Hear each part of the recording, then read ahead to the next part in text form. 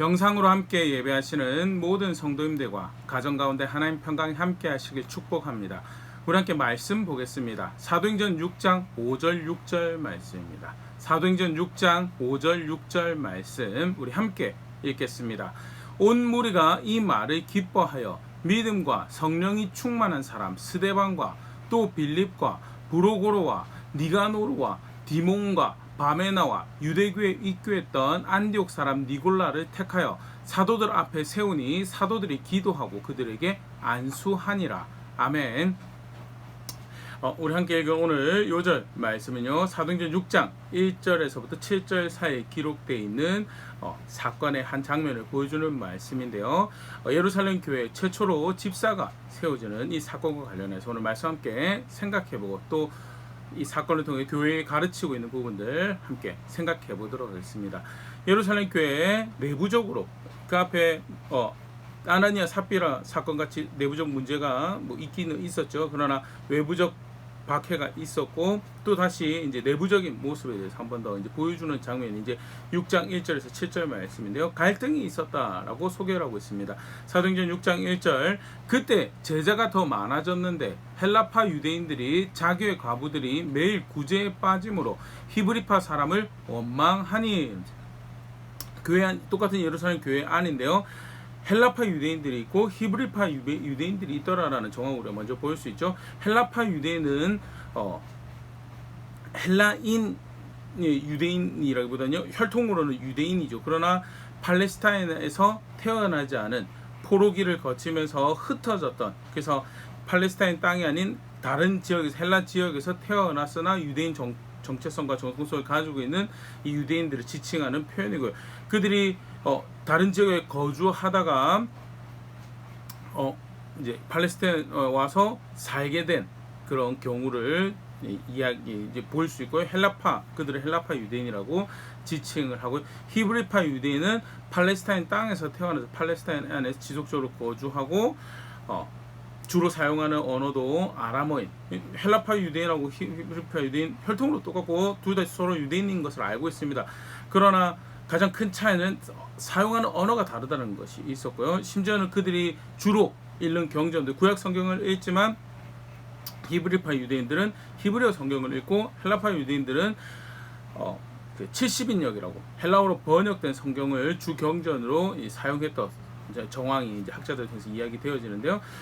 언어가 다른 것뿐만 아니라 언어를 통해서 여러 가지 다른 가치관들도 좀 다르고 해서 그들 사이에 이렇게 어느 게 간극이 있었던 정황을 보일 수 있고, 심지어는 헬라파 유대인의 회당과 히브리파 유대인의 회당이 따로 이제 세워지고 사용되었던 이 정황도 보일 수 있고, 당시 이제 예루살렘에도 그런 정황이었던 걸로 학자들이 이해를 합니다. 물론 이제 그런 심지어는 회당까지 따로 나눠 사용해야 되는 다름이 있었지만요, 예루살렘에 복음이 전해지고 교회가 세워질 때 한 공동체가 만들어진 정황도 보일 수 있죠. 그래서 교회 안에서 헬라파, 히브리파 유대인들이 함께 있었던 정황, 이제 중요한 교회, 유대교로 있을 때 쉽게 말해서 우리는 다르다라고 해서 회당을 지었었는데 예수 그리스도를 한 구주로 알고 섬기기 때문에 하나 될 수 있는 기독교의 굉장히 놀라운 신비고 한 교회를 이루는 굉장히 한 축이죠. 다른 이해가 있을 수 있지만 한 하나님을 섬기고 한 주를 섬기고 한 구원의 소망을 가지고 있기 때문에 한 몸을 이룬다라는 것이 기독교 교회의 굉장히 중요한 이유고, 에베소서 2장 14절 그는 우리의 화평이신지라 둘로 하나를 만드사 원수된 것 곧 중간에 막힌 담을 자기 육체로 하시고, 중간에 막힌 담은 에베소 교회 편지하면서 두 가지를 다 의미를 하고 있죠. 하나님하고 사이 원수된 것과 율법에서 이방인하고 헬라인하고 다르게 되어지는, 그러나 그것이 예수 그리스도 다 허물어졌다는, 그래서 에베소 2장 18절 이는 그로 말미암아 우리들이 한 성령 안에서 아버지께 나아감을 얻게 하려 하심이라. 함께 이방인도 헬라인도 함께 하나님께 나아감을 얻을 수 있는 그런 정체성, 은혜를 누리고 있는 공동체가 몸이 교회죠. 그런 정황을 이제 사실 보일 수 있죠. 그러나 원래 그런 정체성을, 한 몸인 정체성을 가지고 있지만 그럼에도 서로 다른 이해들을 가지고 있었고요. 그리고 그런 이해가 이제 이런 명칭들에서 표현이 되는 거죠. 헬라파 유대인이다, 히브리파 유대인이다. 근데 헬라파 유대인들이 아무리 봐도 이제 예루살렘은 다수가 히브리파 유대인인 것으로 우리가 추정해 볼 수 있고요. 헬라파 유대인이 소수인데 정확하게 오해인지 아니면 실제 그런 일이 벌어졌는지는 잘 모르지만 분명하게 헬라파 유대인들이 볼 때 헬라파 유대인들 과부가 교회 사행하는 구제에서 빠진 누락이 되는 그런 상황들이 발생을 하게 되고요. 그리고 그 일을 계기로 해서 히브리파 사람들을 이제 본격적으로 또 원망하게 되는, 분명히 그 사이에 갈등이 이미 있었던 걸로 이제 보여지고요. 그러나 그것이 이제 겉으로 이제 드러나게 되는 이 모습이 자기들 과부가 교회 사행하는 도움에서 빠지는, 누락되는 그런 일들이 발생하고 그래서 갈등이 발생을 하더라는, 어떤 식으로 이 일이 해결되는가라고 할 때 사도행전 6장 2절부터 4절 말씀 보면요, 12사도가 모든 제자를 불러 이르되 우리가 하나님의 말씀을 제쳐놓고 접대를 일삼는 것이 마땅하지 아니하니, 여기서 접대는요, 주점이나 이런 데서 술을 서빙하는 그런 걸 의미하는 게 아니고 교회 안에 공동체를 이렇게 매니지하고 섬기는 그 전반적인 모습을 이제 담는 단어가 이제 번역이 이렇게 된 거죠. 6장 3절 계속 보겠습니다. 형제들아, 너희 가운데에서 정령과 지혜가 충만하여 칭찬받는 사람을 7을 택하라. 우리가 이 일을 그들에게 맡기고 우리는 오로지 기도하는 일과 말씀 사역에 힘쓰리라 하니, 교회 리더로 세워졌던 사도들이 이제 제자들을, 성도들을 모으고 공동체를 모으고 그들이 이야기하는 것이 우리에게 맡겨진 우선적인 일이 있다는, 그것은 말씀을 가르치는 일이고 그렇게 교회를 섬기는 일이다라는 걸 분명히 하나 보일 수 있죠. 사실 바울이 교회를 부르는 표현도 그렇습니다. 디모데전서 3장 15절, 만일 내가 지체하면 너로 하여금 하나님의 집에서 어떻게 해야 할지를 알게 하려니니 이 집은 살아계신 하나님의 교회요 진리의 기둥과 터니라. 교회는 어떤 곳인가? 진리의 기둥과 터니라. 그 골격이 기둥이, 그 터전이 진리고 말씀이고 그 골격이 말씀인 진리인 공동체가 교회고, 그렇기 때문에 교회의 가장 본질적인 모습은 기준의 하나님의 말씀이 분명히 세워지고 그 기준이 되어지는 공동체여야 된다는, 섬기는 이들의 우선적인 책임이 무엇이었는가, 그렇게 하나님의 말씀을 지키고 가르치고 그렇게 해서 그것으로 섬기는 자리에 있는 것이 우선적인 모습인 게, 사도도 분명히 교회에 이제 그걸 이야기를 하죠. 구제하는 부분에서 이런 갈등이 발생했는데 책임 맡은 우리가 우선해야 될 사역이 있다라는 것, 바울의 공고에서도 이제 그런 볼 수 있는데요. 바울이 디모데에게 편지하면 디모데후서 2장 24절 26절, 주의 종은 마땅히 다투지 아니하고 모든 사람에 대하여 온유하며 가르치기를 잘하며 참으며 거역하는 자를 온유함으로 훈계할지니 혹 하나님이 그들에게 회개함을 주사 진리를 알게 하실까 하며 그들로 깨어 마귀의 올무에서 벗어나 하나님께 사로잡힌 바 되어 그 뜻을 따르게 하실까 함이라. 마땅히 다투지 아니하는, 관계적으로 원만한 관계를 유지하는 건 말이죠. 그러나 사실 그것만 다투지 않는다라고 하면 무르듯이 좋은 것도 좋은 거고 나쁜 것도 좋다라고 이야기해주면 그런 걸 우리 쉽게 생각할 수 있는데요. 바울이 2번이나 2절을 거쳐서 강조하면서 표현되는 게 가르치기를 잘하면서 다투지 않는 거, 그리고 온유함으로 훈계하지 않으면서 다투지 않는 자리, 분명하게 가르치는 자리에 있으면서 훈계하는 자리, 기준이 무엇인지 분명히 세우는 자리에 있으면서 자칫 훈계하고 가르치다 보면 갈등을 이야기하는데요. 진리랑 충돌이 발생하는 거야 어쩔 수 없지만 개인적 성품에서 문제가 있어서 다투게 되는, 그걸 경계하는 표현으로 이제 정황상 보일 수 있고요. 그러면서 더 부연해서 설명하는 것은요, 가르치고 훈계하는 자리에 있어서 돌이켜야 될 사람들이 돌이키고 진리를 분명히 붙잡아야 할 사람들이 붙잡을 수 있도록 하는 것이 주의 종의 굉장히 중요한 사역인 것이다. 그래서 디모데가 네가 해야 될 일이 뭔가라고 할 때 가르치라고, 온유함으로 훈계하라라고, 그 일을 행하는 것에 있어서 혹시나도 이제 다툼이 발생할 수 있는 부분들 경각심가지고 주의하고, 그러나 가르치기를 진리를 진리로 가르쳐서 마귀의 올무에서 벗어나 돌이킬 수 있도록, 하나님이 그에게 회개함을 줄 수 있도록 술에 술 탄 듯 물에 물 탄 듯 가르치고 있으면 진리가 무엇인지 희석하여서 정작 하나님이 말씀 가운데 진림을 주려고 하는데 가르치는 사람이 다 희석해가지고 돌이킬 일이 없도록 만들어 놓으면 다툼이 발생하지 않는데 동시에 모두 발생하잖아요. 회개도 발생하지 않고요.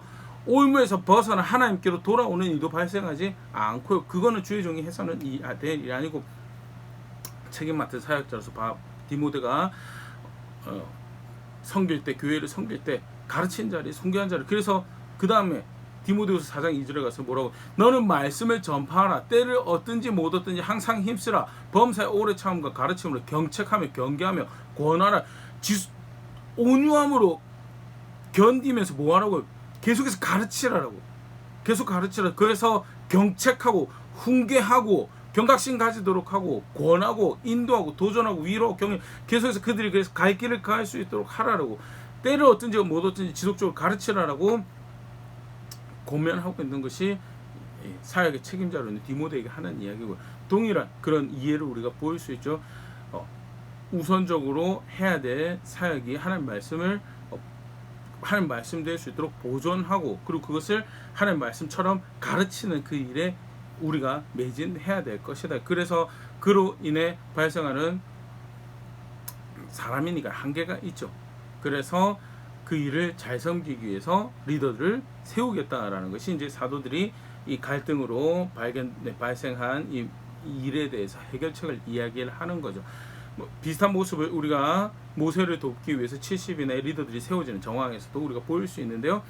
우선해야 될 사역이 있기 때문에 거기 집중하기 위해서 중간 리더들, 소위 중간 리더들에서 그의 집사라고 이제 소위 부여지는 직분이고 사람들이죠.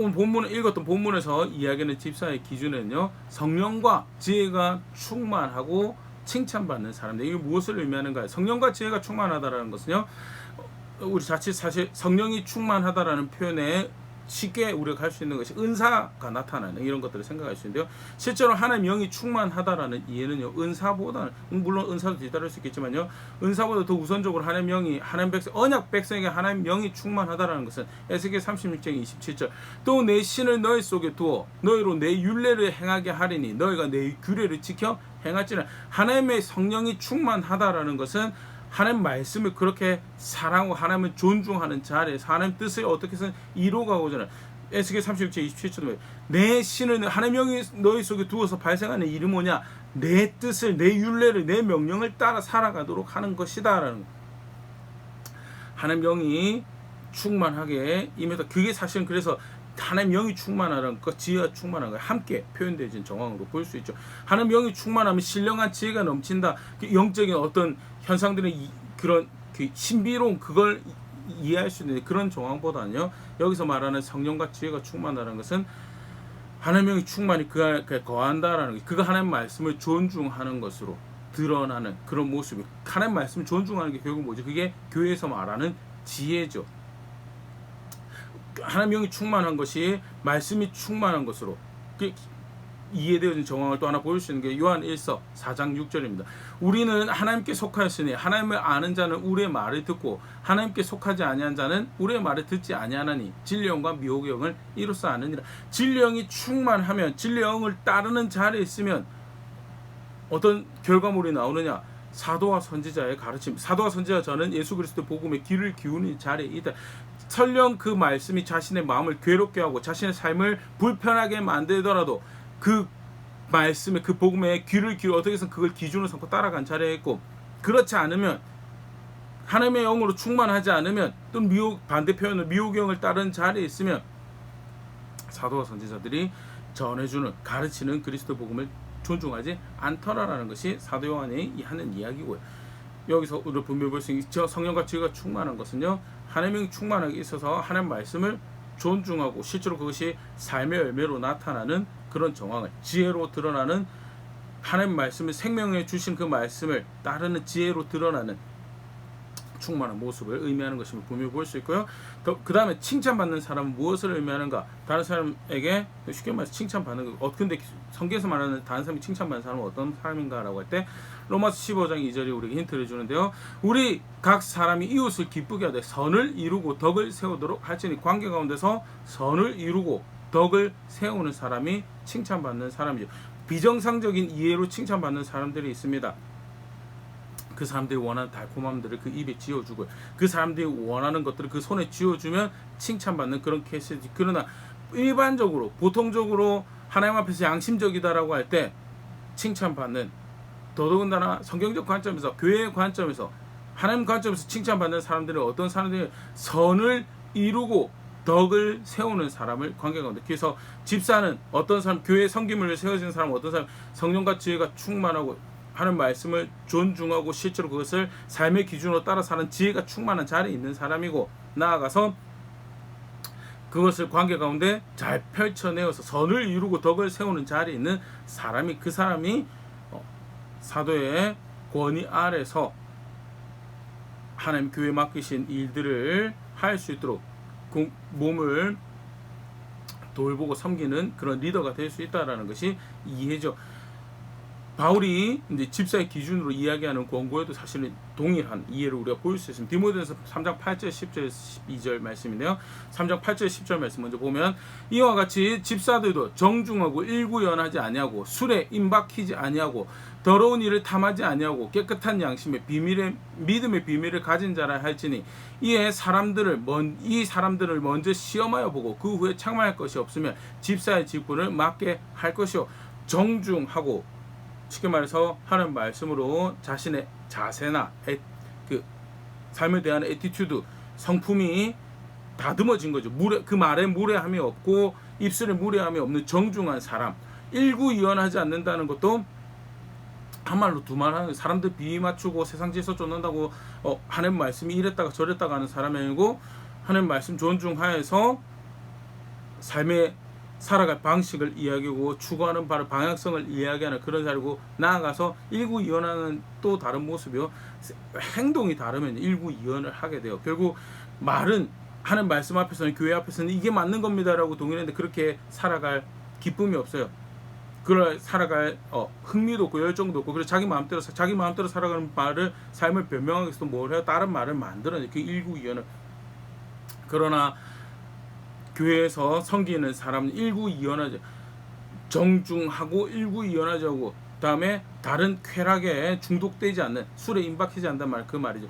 다른 쾌락의 양심을 잃어버리지 않고 다른 쾌락의 삶을 맡겨버리지 않는 사람이고, 더러운 일을 탐하는 것 말, 공정하게 말씀을 따라서 자신의 것과 다른 사람의 것을 보존하고 그 경계를 명확하게 가지고 있어서 하나님이 규정하신 기준을 따라서 생산적인 활동을 하고, 그걸 통해서 자신의 가족을 부양하고 보호하는 그런 자리에 있는, 무엇보다도 그렇게 하나님의 말씀을 존중하고 깨끗한 양심으로 신앙을 가지고 있는, 예수 그리스도 믿는 믿음을 가지고 있는 자가 집사로서 섬길 수 있는 사람이다 라고 하면서 10절에 먼저 시험하여 보라라는 것은, 그 앞절에 비슷한 표현이 등장하는데요, 막 입교한 사람, 검증되지 않는 사람, 사실 그런 실수를 하기 쉽죠. 사회에 유력한 어떤 영향력을 행사하고 명성을 얻고 있고 또 재물이 많거나 어떤 힘을 가지고 있는 경우에요, 저 사람이 쉽게 교회 안에서 리더가 될 사람인 것처럼 그렇게 이해할 수 있는데요, 아니요, 검증해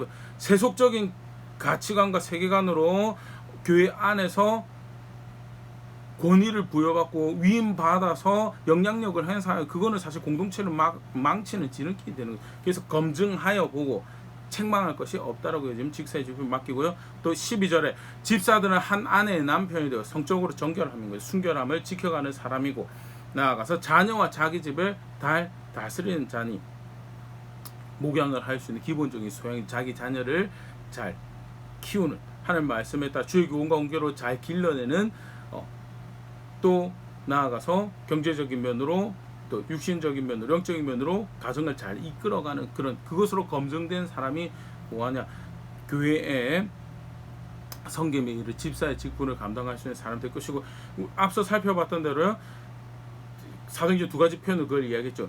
성령이 충만 아까도 얘기 드렸지만, 그래서 지금 바울의 공고를 보더라도 어떤 역적인 은사나 어떤 신비를, 기적을 행하는, 하다못해 예언을 한다거나 꿈을 본다거나 환상을 본다, 그것과 전혀 섬김의 기준이 되는, 또는 그 사람이 권위를 가져야 된다라는 기준이 되지 못, 그게 영적으로 성숙하고 교회 안의 리더가 되는, 하나님 백성 리더가 되는 사람이라고 보는, 그걸 기준 충족시키지 절대 않는다는 거 하나 저거 보죠.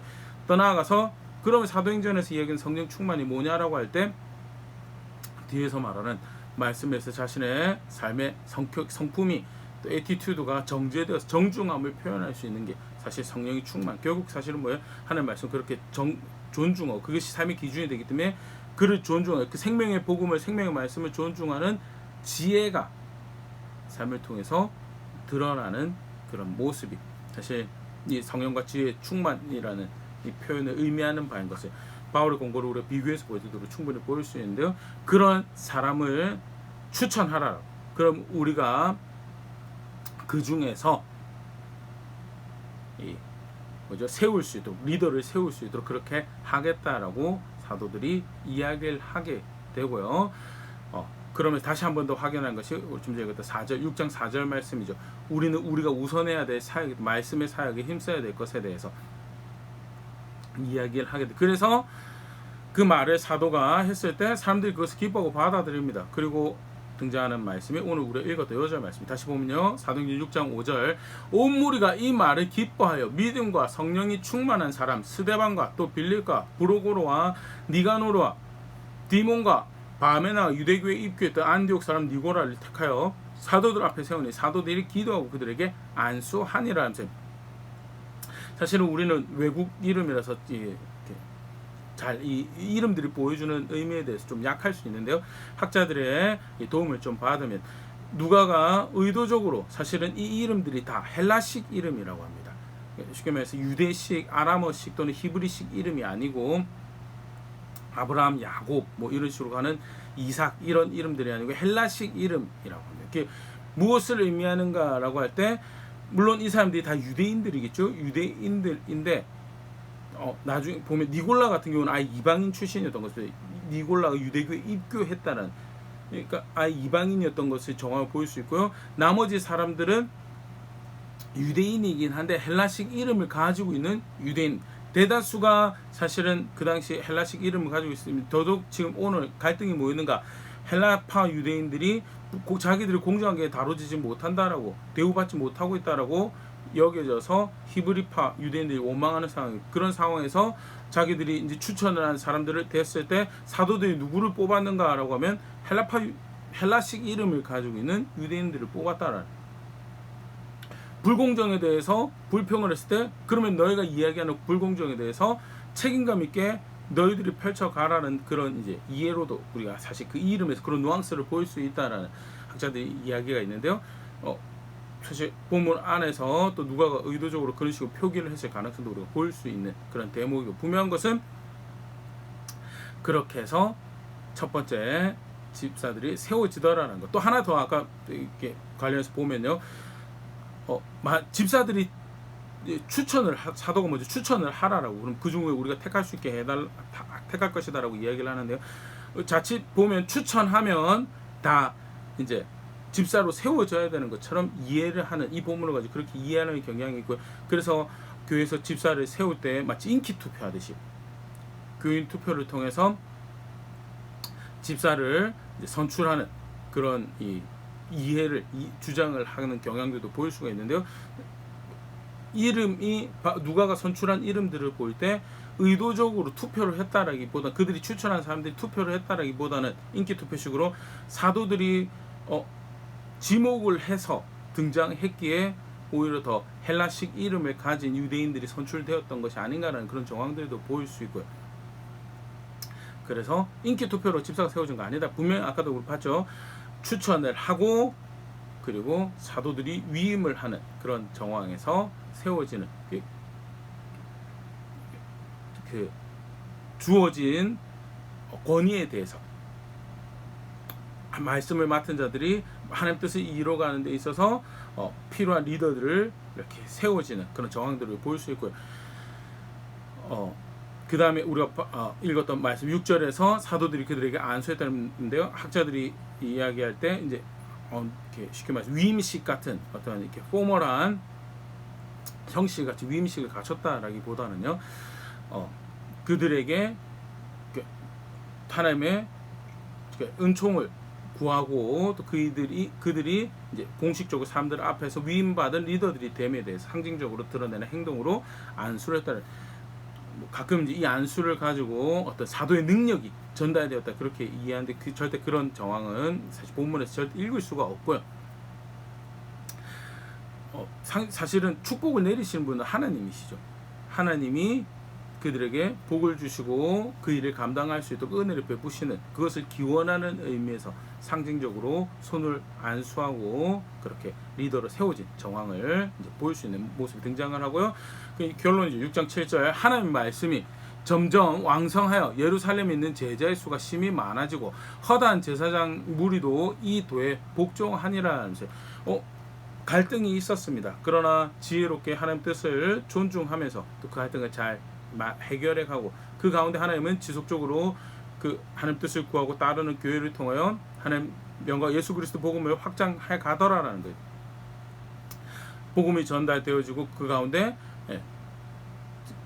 교회도 사이즈가 이제 커져가는 정황들도 보일 수 있고, 또 나아가서 그것이 단순히 일반 사람들에게 뿐만 아니라 법을 알고 있다라고 하는 말씀을 알고 있다라고 하는 제사장 무리에게도 영향을 미치게 되는 정황들이 표현되면서요, 지속적으로 하나님은 교회를 통하여 하나님 뜻을 이루어 가시더라라는 아름다운 모습을 보일 수 있는데요.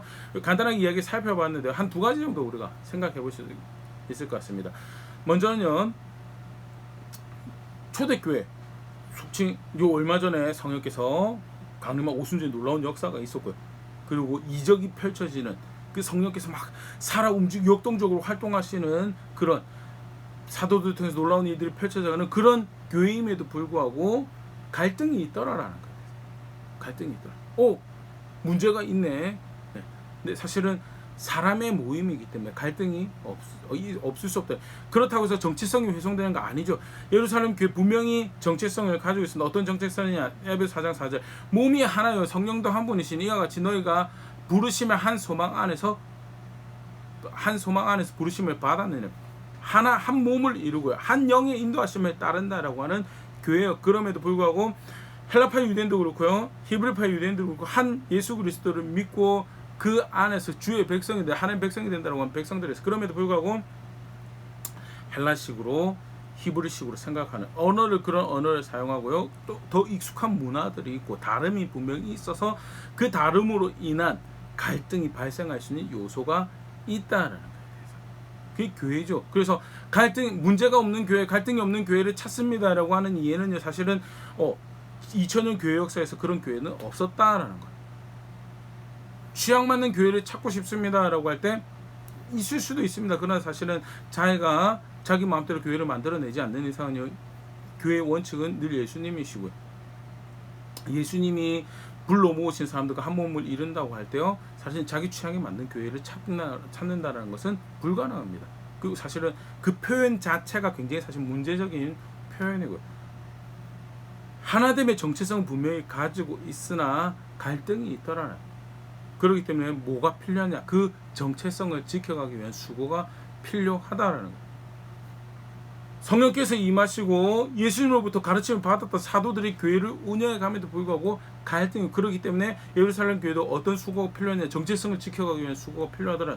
에베소 4장 2절 3절 모든 겸손과 온유로 하고 오래 참음으로 사랑 가운데 서로 용납하고 평안에 매는 줄로 성령이 하나 되게 하신 것을 힘써 지키는.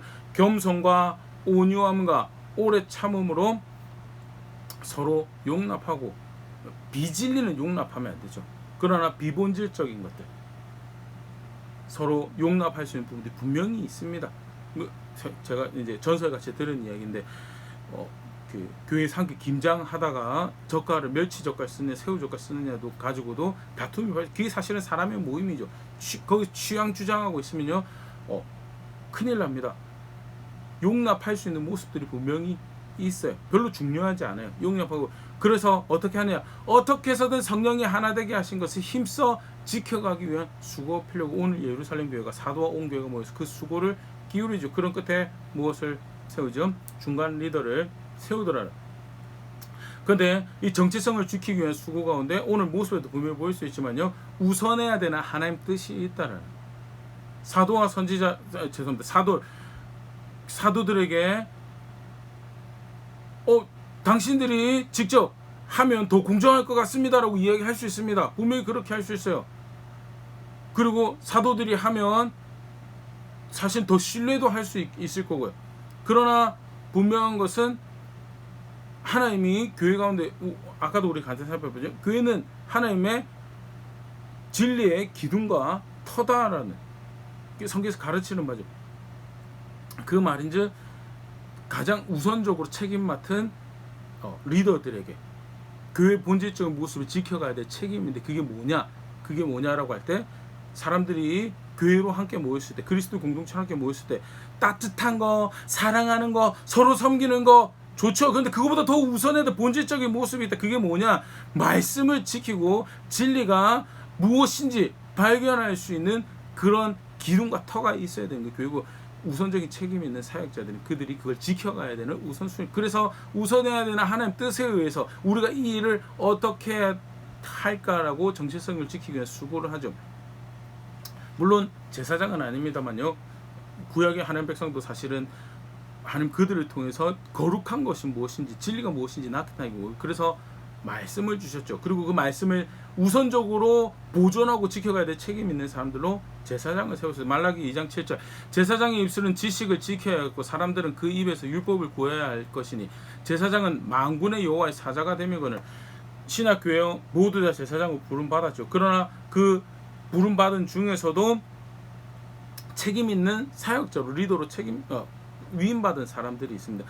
예루살렘 교회 당시에 사도들이었고요. 그리고 지금 현대교회에서는요, 그 책임을 위임받은 사람들이 가르치는 자리에 있는 목사들, 선생들이죠.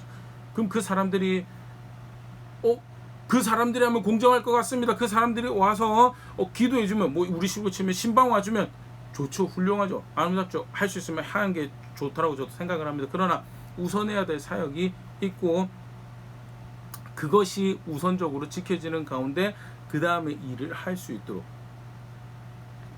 하나님 뜻을 구하고 의견을 수렴하고 하는 그걸로 문제를 갈등을 해결해 갔다는 걸 우리가 분명히 볼 수 있고, 정체성을 지키기 위한 수고를 한다라고 할 때 우선해야 될 하나님 뜻이 있다라는 것.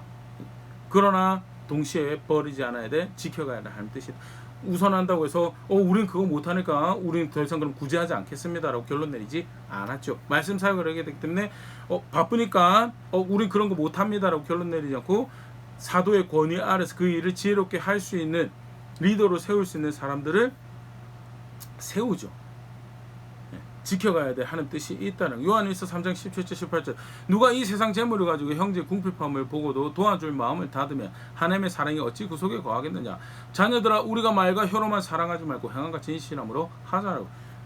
분명히 그런 이해 가운데 지속적으로 그 구제의 사역을 할 수 있도록 사람을 세우는 정황을 보일 수 있고요. 다시 교회 안에 갈등이 있습니다. 하나됨의 정체성이 물론 있지만, 정체성이 은혜로 주어졌지만 여전히 다름이 있고, 그렇기 때문에 정체성을 지키기 위한 수고를 함께 기울여가는 것이 우리 신학의 굉장히 중요한 모습이다라는. 그런데 그 정체성을 지켜가기 위한 수고를 할 때 우선해야 되는 하나님의 뜻이 있고, 그 가운데 지켜가야 될 하나님의 뜻이 있다라는 거에 대해서. 그리고 실제로 오늘 우리가 예루살렘 교회 모습에서 살펴봤지만, 아름답게 그 조화를 잘 이루어가고 지속적으로 복음을 담아가는데 부족함 없이 사용되어 있는 교회로 하나님 앞에 서는 공동체가 교회였다라는 거. 우리 교회 여러 갈등들이 발생할 수 있습니다. 그러나 우리가 각자의 자리에서 정체성을 지켜가기 위한 수고들을 해야 될 것이고요. 그 가운데 우리가 함께 공감대를 가져야 될 터가 있죠. 우선해야 될 하나님 뜻이 있다라는 거. 그리고 그 가운데 우리가 버리지 말아야 될 하나님 뜻을 어떻게 행해갈까에 대해서 함께 고민하며 복음을 담아 예수 그리스도 이름 담아내기 부족함이 없는 공동체로 살아가야 되는 게 예루살렘 교회 모습에서 우리가 배워야 될 오늘 우리의 걸음의 모습이다. 더불어서 하나 더 우리가 생각해 볼 수 있는 게요, 질서가 세워지던 사도라는 메인 리더가 있으면요, 더불어서 일곱 집사라는 중간 리더가 오늘 세워지게 되죠.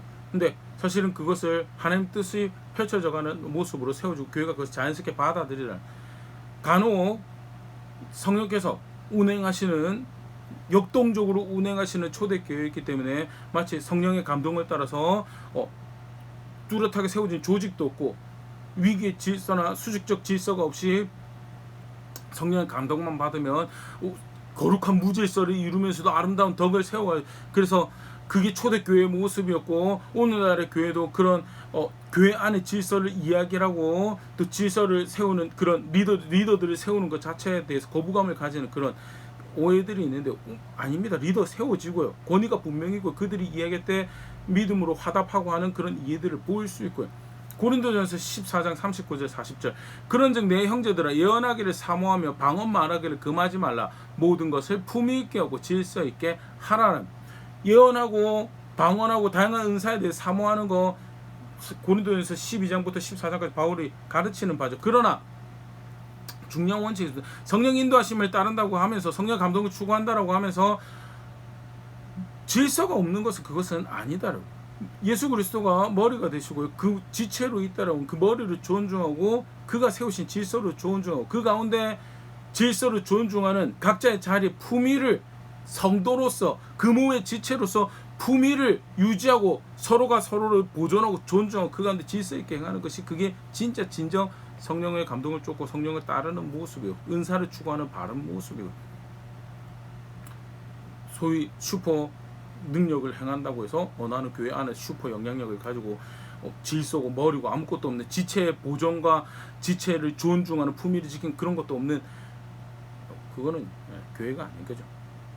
오늘 모습에서도요, 리더가 세워지고 중간 리더가 세워지고 하는 정황들의 모습, 질서가 있습니다. 그리고 그것을 아주 자연스러운 모습으로 받아들였다라는 것은, 오늘 우리도 교회를 이루고 살아간다라고 할 때, 성도로 예수 그리스도를 따르는 신앙 고백한다라고 할 때 존중해도 교회 질서 앞에서 바울이 이야기하는 것이 품위 있고 질서 있게 행하는 것이 우리 신앙의 중요한 또 한 모습일 것이다라는 것, 간단하게 오늘 6장 가지고 살펴봤었는데, 또 그 외에도 사실 여러 모습들 생각해 볼 수 있죠. 섬기는 직분으로 세워졌다는, 사도도 마찬가지, 목사도 마찬가지, 그러나 집사도 마찬가지, 섬김을 위해 섬김을 위해서 세워졌는데 권위가 부여되고요, 영향력이 주어지다 보니까 군림하고 권위를 행하는, 그 위력을 행하는 이제 그런 식으로 변질되는 정황들을 지난 2000년 교육 시간에서 우리가 다 확인을 할 수 있죠. 목사가 그랬던 적도 있고 장로가 그랬던 적도 있고 집사가 그랬던 적도 있고, 그러나 그거 다 실패한 거다. 그걸 위해서 세워진 게 아니다라는 것도 꼭 같이 기억할 수 있습니다. 직분은 무엇을 위해서 주어졌는가? 에베소서 말씀에도 분명히 확인할 수 있죠. 섬기기 위해서 주어진 은사고, 섬기기 위해서 세워진 직분이, 주어진 직분이다라는 목적은 무엇이냐? 영광을 받으셔야 돼. 예수 그리스도로 영광을 받으셔야 돼. 자신의 이름을 구하고요, 공동체의 이름을 구하고, 내가 무슨 사업을 하고 내가 무슨 노력을 했는지 그것을 구하면요, 바벨탑 세우는 거 똑같은 결론으로 가게 됩니다. 그런 부분도 함께 말씀을 돌아보면서 규정하시는 신앙이, 또 우리 주시는 교훈이 우리 한 걸음 한 걸음을 결정해서 갈등을 피하려고, 갈등이 있는 교회가, 물론 갈등이 있는 것을 이제 갈등이 있는 채로 내버려두면 안 돼. 문제가 있는 채로 내버려두면 안 되고, 예수 그리스도의 뜻을 존중하여서 그것을 또 해결하며 성숙해져가고, 해결하며 성숙해져가야 되겠죠.